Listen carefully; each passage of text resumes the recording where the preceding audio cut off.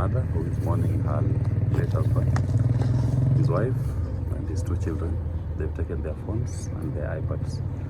They've also taken internal communication gadgets which are used in the home. The search is comprehensive. They've not planted anything, at least in this home. There's nothing that they found that can imply that our client in any way is culpable for anything. But I must stress that this is part of political intimidation and harassment because of the stance that Jimmy Wanjigi has taken in support of the Gen Z demonstrations. And that support is a support that the right to demonstrate and to picket is in our constitution. Nobody has donated it to us. It belongs to all Kenyans, and any Kenyan can support, can participate in, and can even pray for anybody who desires to enjoy any right that they have in the constitution. So we conclude that process. We will be moving the court to ask that they return those items which have been taken illegally. I must stress that there was no court order that warranted the search of the home. There was no basis to even interfere with his family members who have nothing to begin with to do with whatever issues that William Ruto and his people may have with Mr. Wanjigi. Mr. Wanjigi is innocent, his family members are innocent, and they need not to be subjected to this kind of harassment and intimidation. We shall reject this. And for good measure, let me say this. Nothing will stop Mr. Wanjigi from pursuing his political rights. And nothing will stop the people of Kenya from pursuing that which they believe is politically correct. Even if they send policemen, it seems it's now becoming a habit in this country that every failing regime, when they have no answer to the problems of governance, number 44 becomes their place to seek solace, to try to intimidate this family and to harass them with heavy police presence, break doors, break items, and they've broken so many doors in the house. They've broken expensive items, including expensive vases and house decorations. But that will not deter. The price of freedom is eternal vigilance, and we will not in any way relent in our quest for a better Kenya. Thank you very much. Maybe Wakili, you tell us something? No, just to reiterate what Willis has said, that the policemen came here without a search warrant and without an order and they gainfully entered the compound of Mr. Wanjigi without any court order.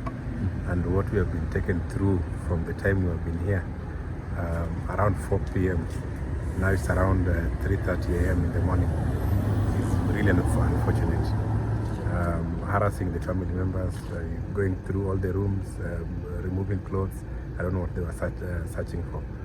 All because Jimmy Wanjigi today or earlier in the day went out to demonstrate as called out by the Gen Zs. So these are illegal acts that we are going to challenge, and by morning you will be hearing from us more. Thank you. Maybe because we've seen CCTV footage going around about on the way they were breaking the doors and how things were done today. How is the family and how can you communicate about, or what can you say about their well-being? As I said, Jimmy's mom is at the moment staying with him, and she's just come back from burying her husband, the late Honorable Wanjigi, and she's not even finished the 40 days of mourning, and yet you see policemen coming to harass her, even to search her room. She has got nothing to do with Mr. Wanjigi's political stance, but they think it is appropriate to express this kind of act on an innocent widow. They've subjected Mrs. Wanjigi, they've subjected the children, Maina and Waboi, to untold pain. In fact, I must say this, when the police forcefully broke into the house, they assaulted the children of Mr. Wanjigi, they assaulted his wife, all because they are related to Mr. Wanjigi. They had nothing to do with his political stance. And I don't understand who in their rightful mind takes their battle to women and children. If you want to fight a man, fight like a man, fight with a fellow man. Don't take your battles to women and children, widows who are still mourning. They've been assaulted in this house, and I must say that. And it is quite unfortunate. But one thing I must say is that Mr. Wanjigi'S family is strong. They've been through this before, and all this will come to pass. As I said, every failing regime comes to number 44 to seek solace. They will not get that solace. Their day with destiny is coming, and the people of Kenya are watching, and the people of Kenya are documenting the kind of atrocities that they are committing to people. And it's not just Mr. Wanjigi.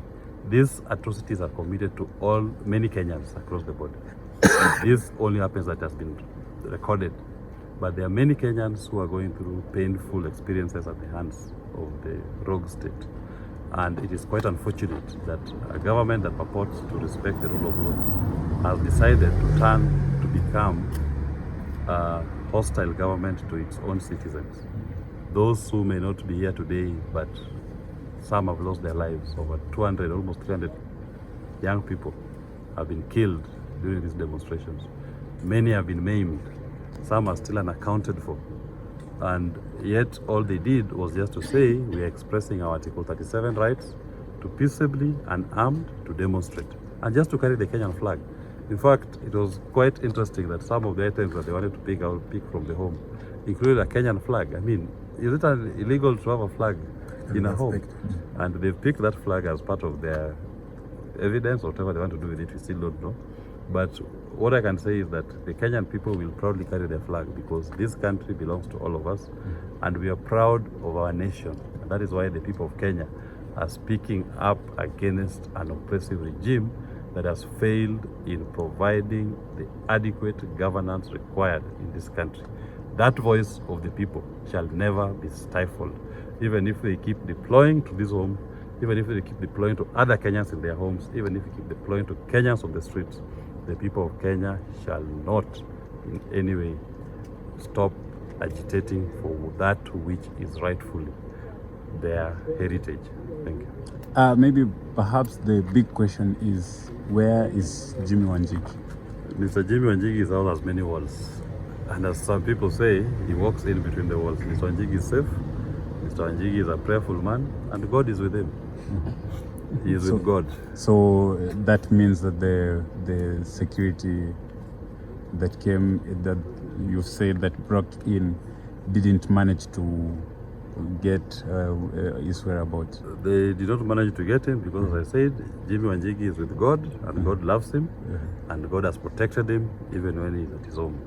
God loves him, and God loves the people of Kenya, and that is why this regime will continue to fail as it is failing.